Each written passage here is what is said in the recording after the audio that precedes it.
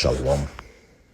First and foremost, giving all praise, glory, and honor be to Yahweh, Bahasham, Yahweh Shai, Bahasham, Rakah HaKodash. Double honors to the apostles and elders of Great Millstone, better known as GMS, who rule well. Peace and salutations unto the hopeful elect, the tabernacle of David, starting with the 144,000 and the rest of the men, women, and children out of the 12 tribes, whom Yahweh Bahasham, Yahweh Shai will ultimately have mercy upon. I'm your brother Matazabath, back with another lesson through the spirit and power of Yahweh Bashem Yahweh Shai.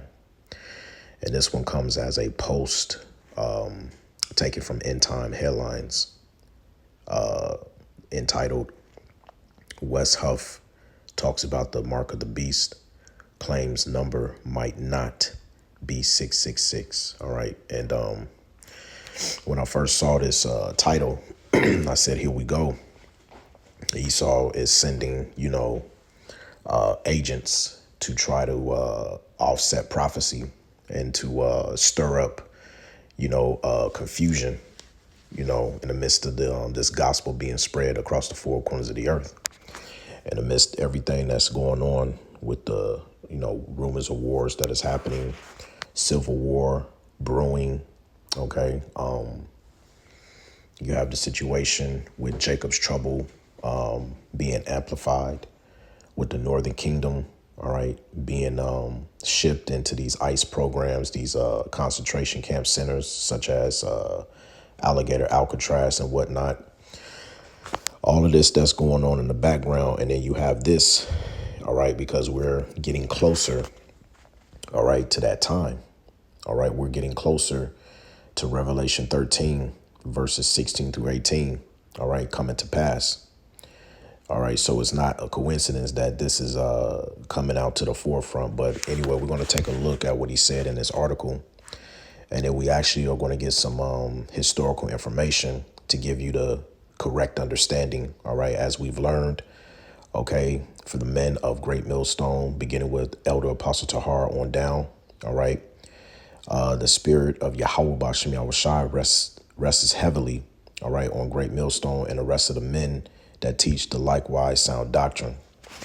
And so getting into this, it says, for centuries, the number 666 has been synonymous with the mark of the beast as described in the book of Revelation, evoking intrigue and apprehension among believers and scholars alike.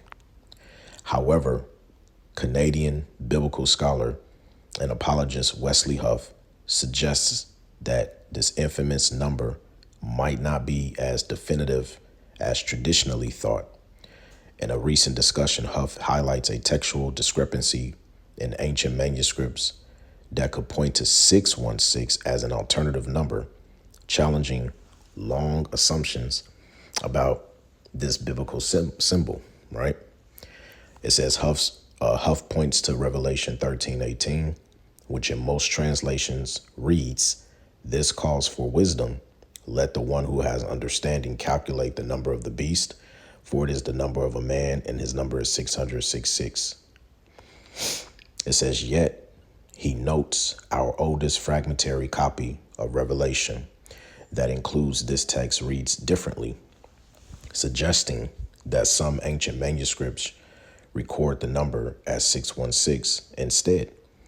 This revelation stems from textual criticism, a field that examines variation in biblical manuscripts to determine the most accurate readings.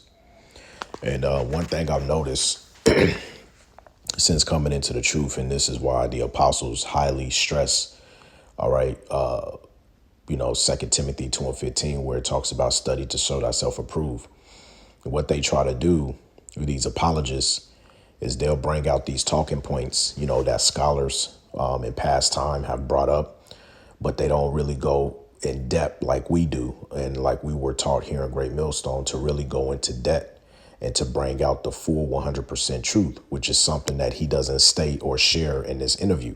All right. And we're going to show you the truth behind those manuscripts as to what went on in the history.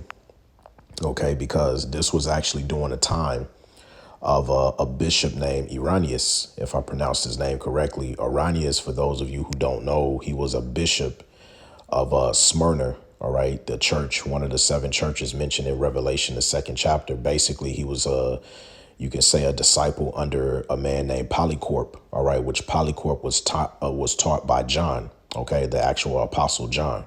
All right, and so he mentions his name here in this interview. However, he doesn't go into the whole depth actually and to what actually happened with the manuscripts changing from 666 to 616. He just merely touches on it. And this is what these Christian apologists love to do.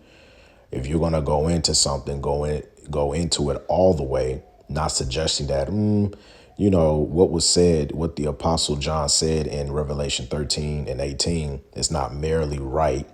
All right, it was this number. No, that's incorrect. And we're going to show you. All right, we're going to get into it. But nevertheless, it goes on to say, the possibility of 616 being the original number is not a new discovery. Huff references early church father Irenaeus, who, writing in the 2nd century, was aware of this variant. Despite this, Irenaeus affirmed 666 as the more accurate reading based on the earliest and most reliable copies available to them, indicating that the discrepancy was acknowledged but not deemed critical to the text meaning. And that's true. All right, because as I said, Irenaeus, he was a student under Polycarp. All right, which Polycarp was taught by, he was under the apostle John when you look it up. Okay, so Irenaeus was literally following, the doctrine of the apostles, man. All right, and he affirmed, being a bishop from the church of Smyrna, that this was the correct stance according to what Apostle John had written. Right. But see, you got this Edømite claiming to be an apologist telling you otherwise, man. Right. And this is what these devils do. Anyway, it says Huff emphasizes that this variation is minor, stating how important is this? Well, to be honest, not very. So if it's not important, why would you even bring it up if it's not important? He says he argues that the numerical differences does not alter the core theological message of the passage.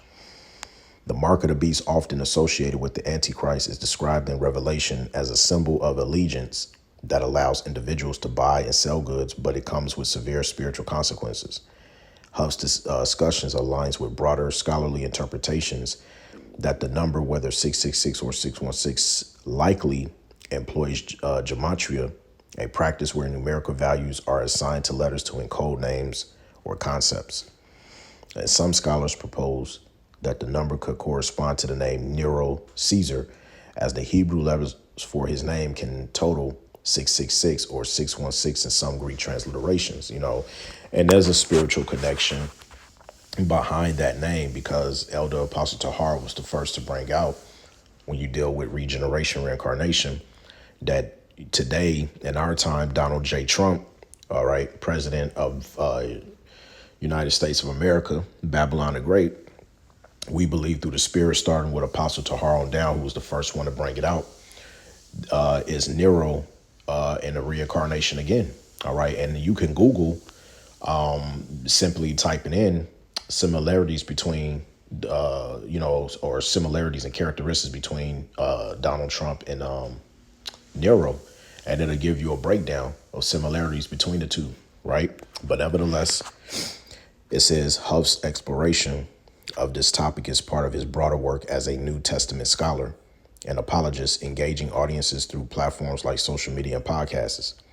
His recent appearance on comedian Andrew Schultz's Flagrant podcast, where he discussed topics ranging from the gospel to the Protestant Reformation, underscores his commitment to addressing complex biblical questions in accessible ways. While the debate over 666 versus 616 may seem esoteric, it highlights the importance of textual criticism in understanding the Bible's historical context, and Huff's insight encouraged believers to approach such mysteries with curiosity rather than fear, trusted in the reliability of the scriptures despite minor variations. As he concludes, the focus should remain on the broader message of Revelation, a call to wisdom and discernment in navigating spiritual challenges. All right. But, he's, this dude, I believe he's an insider, just thrown in there to try to, twist, people and stuff to the, what's actually being spoken of when it comes to end time prophecy. But anyway, so let's get to it now. Straight. This is a website that I ended up finding called let me see, what is it called? digitalcoms.luthersim.edu. All right. And I want to get straight to the point right here at the top. All right. So we can get a little bit of historical information as to why the 616 was actually added in. So it says Papyrus 115 calls attention to the fact that in the 2nd century, the reading 616 was used more widely than extant manuscripts would suggest. Irenaeus insisted that the most approved and ancient copies of Revelation said the beast number was 666. Yet, he says some have erred following the ordinary mode of speech. You see that? And have vitiated the middle number in the name, deducting 50 from it, so that instead of 6 decades, they will have it that there is but one. And by the time Irenaeus wrote, the reading 616 had circulated widely enough that the certain unnamed others considered the erroneous and spurious number to be authentic. He could excuse those who unwittingly accepted the alternative reading if they truly did not know any better. But he was critical of those who, for the sake of vainglory, used the alternative reading to promote their own theories about the name of the beast who was understood to be the Antichrist. And see, the scriptures, speak about, let me see if I can get that. Yeah, here it is right here. 1 Timothy 4:1. It says, now the Spirit speaketh expressly that in the latter times some shall depart from the faith, giving heed to seducing spirits and doctrines of devils. Okay, speaking lies and hypocrisy, having their conscience seared with the hot iron. All right, because, if you get into it and if you look up Irenaeus, right, which let's do this real quick. All right.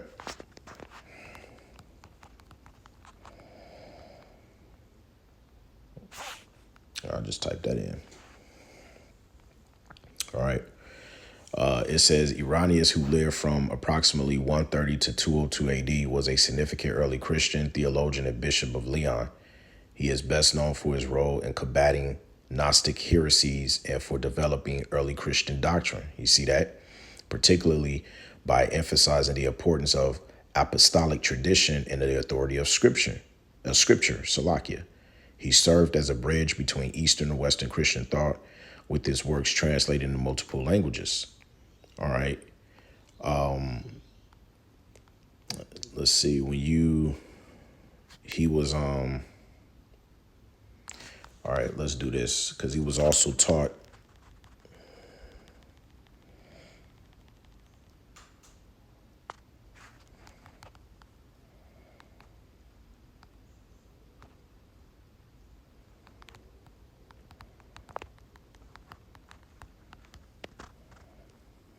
All right. It says, Irenaeus was a disciple of Polycarp. Irenaeus himself stated that he was taught by Polycarp, who had been a student of Apostle John.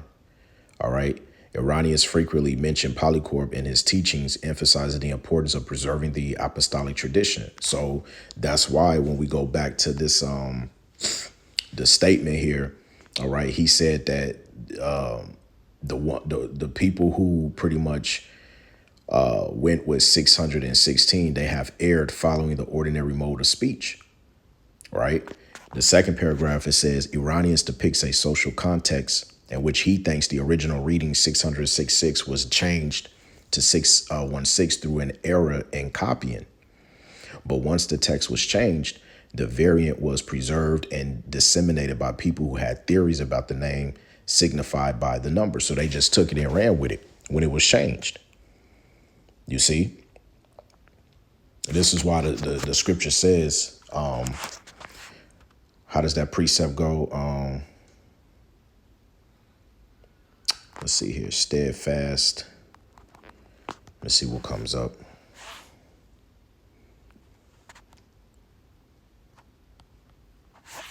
No.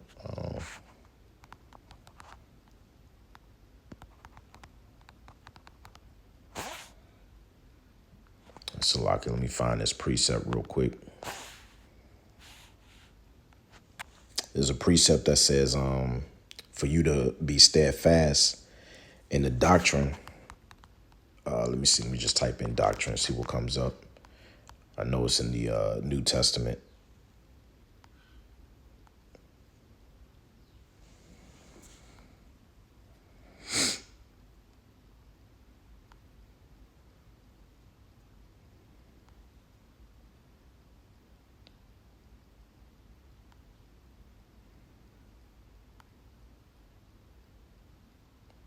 Let me see. Thou who has learned. No. All right, Salakia, bear with me. Let's see if I can get this. Yeah, here it is. 2 Timothy 3:14. The water Yahweh Bashim Shai. I'll start at verse 13. It says, but evil men and seducers shall wax worse and worse, deceiving and being deceived. And you see a lot of that going on right now. But here's the main point. But continue thou in the things which thou hast learned and hast been assured of, knowing of whom thou hast learned them. You see that? So when, that's an example of what Irenaeus was doing. He learned under Polycarp, which Polycarp was a disciple of Apostle John. All right. And the scripture says, when you go back, 2 Timothy 2:2, it says, in the things that thou hast heard of me among many witnesses, the same commit thou to faithful men who shall be able to teach others also. All right. So what you learn in this ministry, okay, you're supposed to be steadfast in that doctrine, okay, and continuing on the things that you have learned and be grounded in it. All right. And you're supposed to teach other faithful men, all right, whom you are able to help raise up so that they too can follow. All right. And laboring. OK, and go out and teach others also, as the scripture says. And that's an example what Irenaeus did. Right. So it says here, the popularity of the alternative text was linked to the plausibility of its interpretation. And Irenaeus noted that the 666 could signify various names. All right. As examples, he noted Euanthus, Latinos, and Titian, but he could not commend any of the names with certainty. By way of contrast, he said that those who favor 616 would lay down for certain that names containing the spurious number are to be accepted. In the categories of textual criticism, Irenaeus wrote in a social context where 666 was the more difficult reading because he was not sure what name would yield that total. The variant 616 was apparently the easier reading because some people had definite theories about its meaning, and that's all it was. You see what I mean? And so and keep in mind, you have to understand that was also during a time where we had to discontinue from our heritage. All right. The as it mentions in Daniel, shut up thy words until the end. All right. Because it was only until after 3 days and a half, the spirit of life entered into us to get this understanding in today's time. All right. And this is something that Wesly Huff, he doesn't understand. You can speculate or whatever, but there's nothing to speculate. And we're going to show you by ending it off here. Now, I went to chat. All right. And I just said, according to Revelation 13:18, all right, which is key size stigma, is based on the Greek numerical number 600, all right, 60 and 6, which gives us 666. However, it's been said oldest translations in past gives the number 616. Can you please give the correct translation of which number lines up with ancient biblical text and why, but simplify it in dot point form? So it says, absolutely. Here's a simplified breakdown of the issue of 666 versus 616 in Revelation 13:18, focusing on the Greek text, ancient manuscripts, and what aligns best with Scripture. So it gives the precept, Revelation 13:18. Here is wisdom. Let him that have understanding count the number of the beast, for it is the number of a man, and his number is 666. So it gives you the breakdown. The Greek term used chi size stigma or key size stigma. All right. Key 600. All right. Size 60 and stigma 6 gives you 666. Manuscript evidence. All right. Key size stigma is found in Codex Sinaiticus, 4th century, Codex Alexandrinus, 5th century, majority of Byzantine manuscripts. Textus Receptus used for the KJV. It says 616 is found in a few early manuscripts, Codex Ephraemi, Rescriptus, and some Latin texts, thought to be a scribble variant of or intentional edit, which is what we read. That's why Iranians said they erred in mode of speech. Okay. It says why some used 616. Early church fathers like Iranians said 616 was a mistake. May have been used to match the numerical value of Caesar in Latin for Roman interpretation.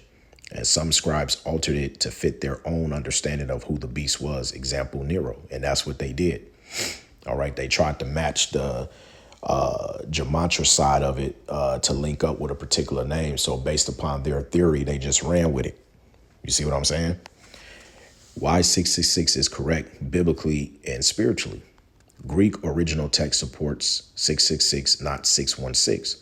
The word count, Greek, all right, pesphizo, if I said that correctly, Salakia if I didn't, means to calculate or reckon using numerals, not guess. Stigma means a mark or engraving directly tying into the mark of the beast.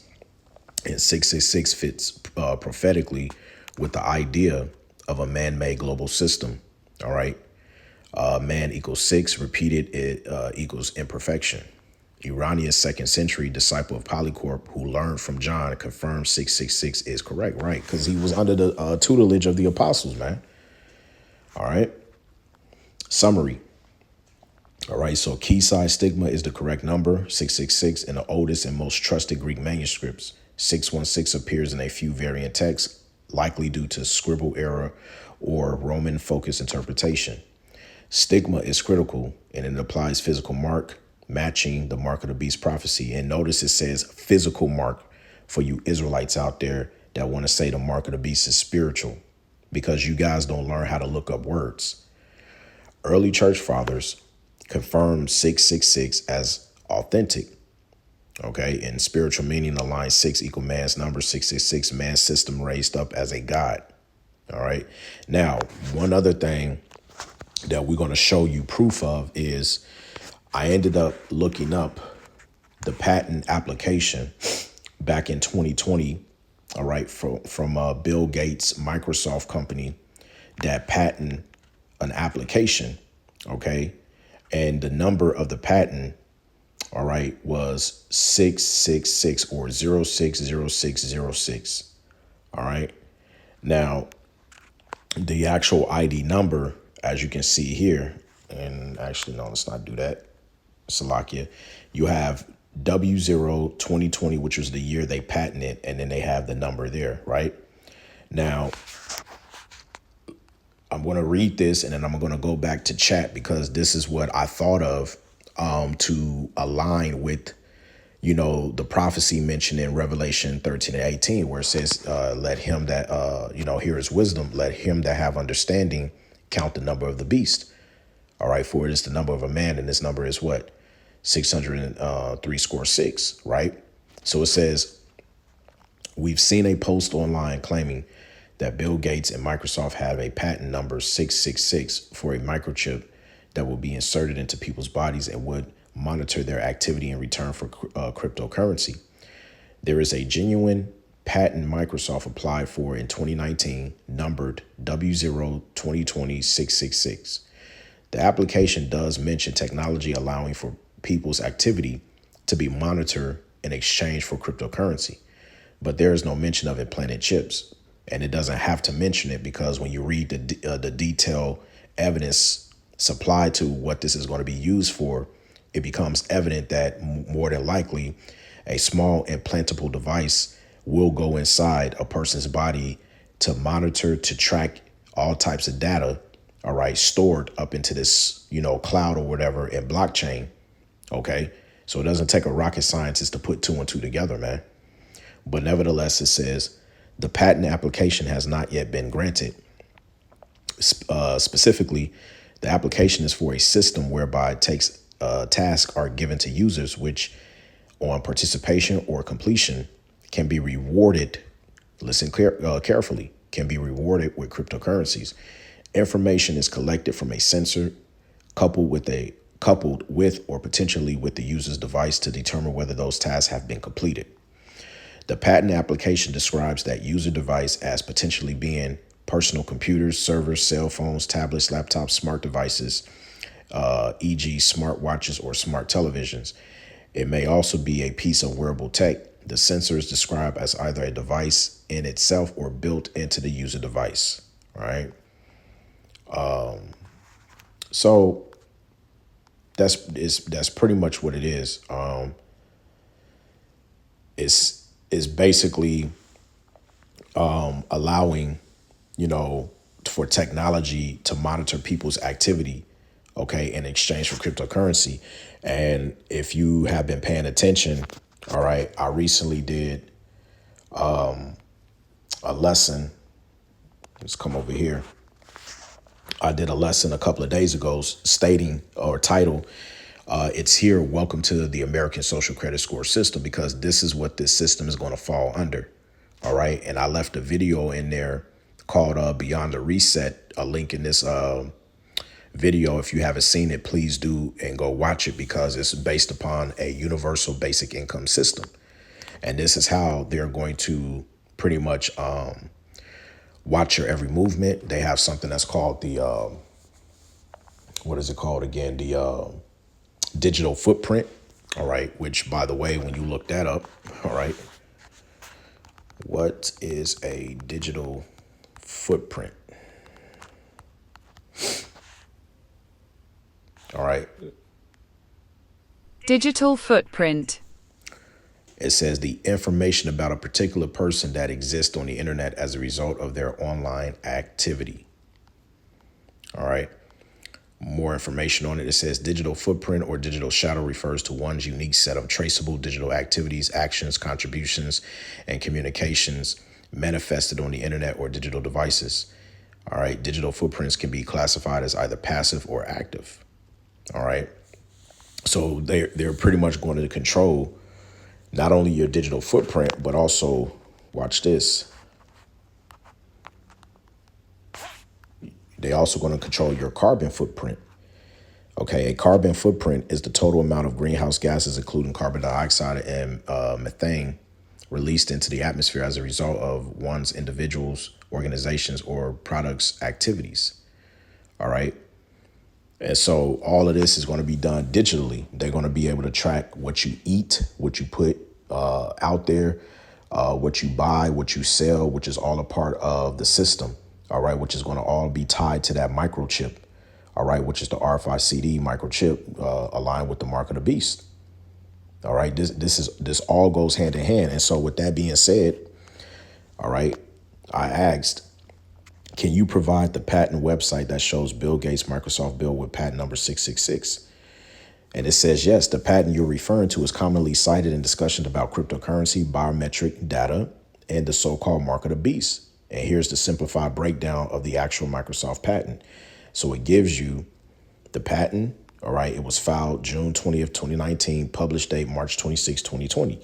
And it gives you the actual link. All right. It says the summary of what it says. The system proposes using human body activity, biometric data such as brain waves, body heat movement. This data is used to mine or verify cryptocurrency transactions. It links digital currency rewards to user compliance or activity. Let me read that part again. It links digital currency rewards to user compliance. You must comply. Okay. If you don't comply, as it says in Revelation 13 and 17, okay, he that does not receive it, roughly paraphrasing, would not be able to buy or sell. If you don't comply and take this chip, okay, you will not be rewarded. You cannot participate in society. Do you understand now? You see how this all links? Essentially, a body-based verification system. It says why it's significant prophetically. Patent number includes 666, interpreted as 66 by many. The concept of using a human body as a verification or control system echoes Revelation 13. You see? And see, this is why we get so much hate here at Great Millstone, because we take the time to go into these things and we are known for breaking it down. We don't leave no stone unturned, man. You're going to get this 100% truth. There's no other camps out there outside of our affiliates, all right, that is going into prophecy the way that we're going into. You see? Because by now, if you can't see that the mark of the beast is the RFID micro C-hip, I don't know what rock you've been living under. It says, it gives you Revelation 13 and 17. No man might buy or sell save he that have the mark. Ties into digital ID, AI, and surveillance tech being developed for global commerce systems, right? Which what? That goes into Revelation. Let's get that. Chapter 3 and verse 10.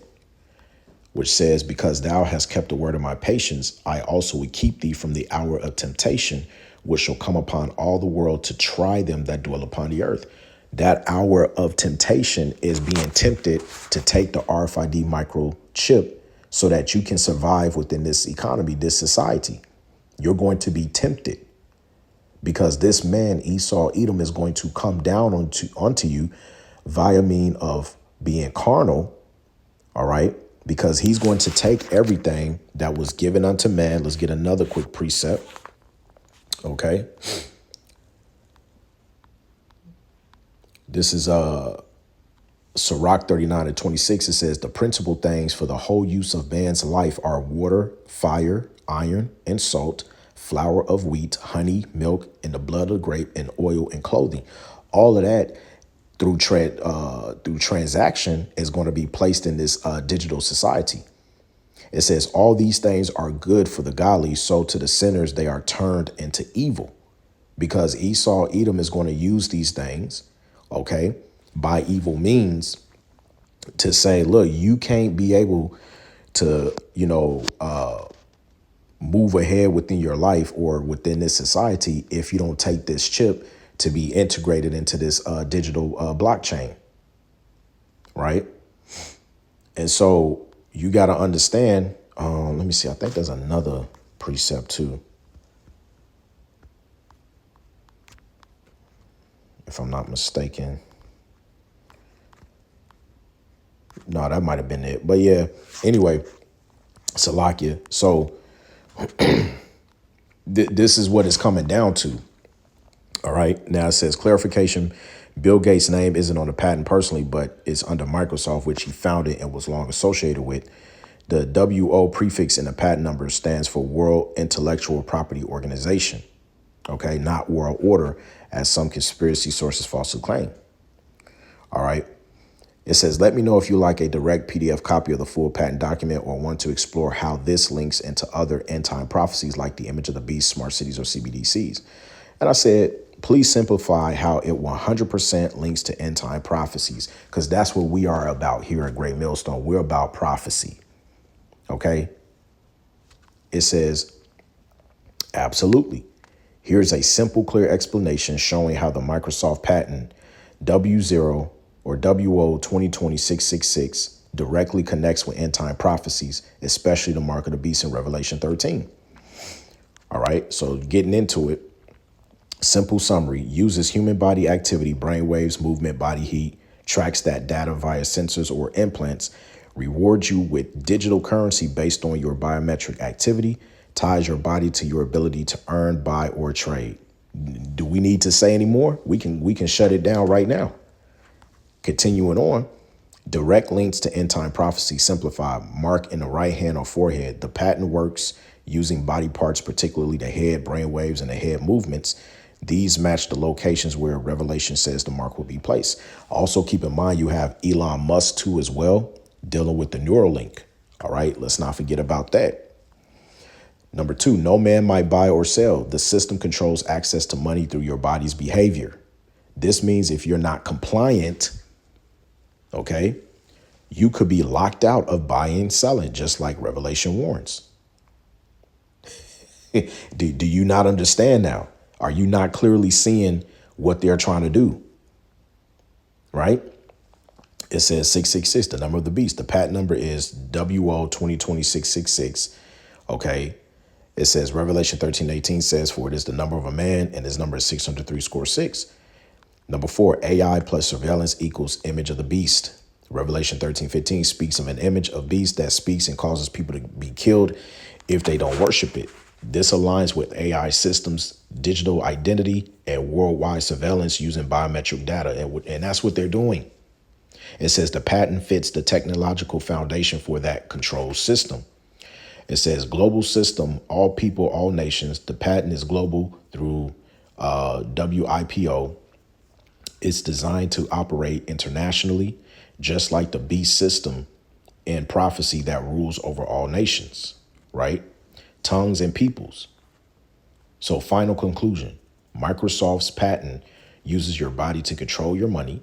It ties technology to the human body, preparing for a time where buying, selling is restricted unless you comply. Its number contains 666, matching Revelation 13 exactly. It's part of the beast system being built now through AI, digital currency, surveillance, and global ID. This patent is not the final mark of the beast yet, but it lays the tech foundation for it 100%, right? Because the final mark of the beast will be the RFID microchip. RFID microchip. Don't get any plainer than that, all right? And so with that being said, that completes the lesson at hand.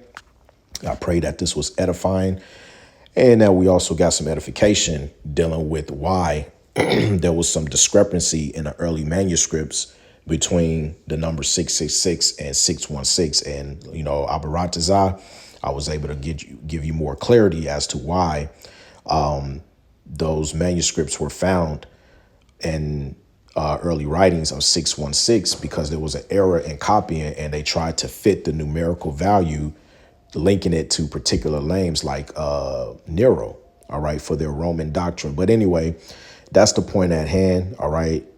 This guy is waxing worse and worse. I believe he's an agent, a provocateur thrown into the mix to shake up things within the ministry. So with that, I pray that this was edifying once again, giving all praise, glory, and honor be to Yahweh, Bahasham Yahweh Shai, Bahasham Rakah HaKodash. Double honors once again to the beloved apostles and elders of Great Millstone, better known as GMS, who rule well. Peace and salutations unto the hopeful elect, the tabernacle of David. It's on to the next, Lord's will. Shalom.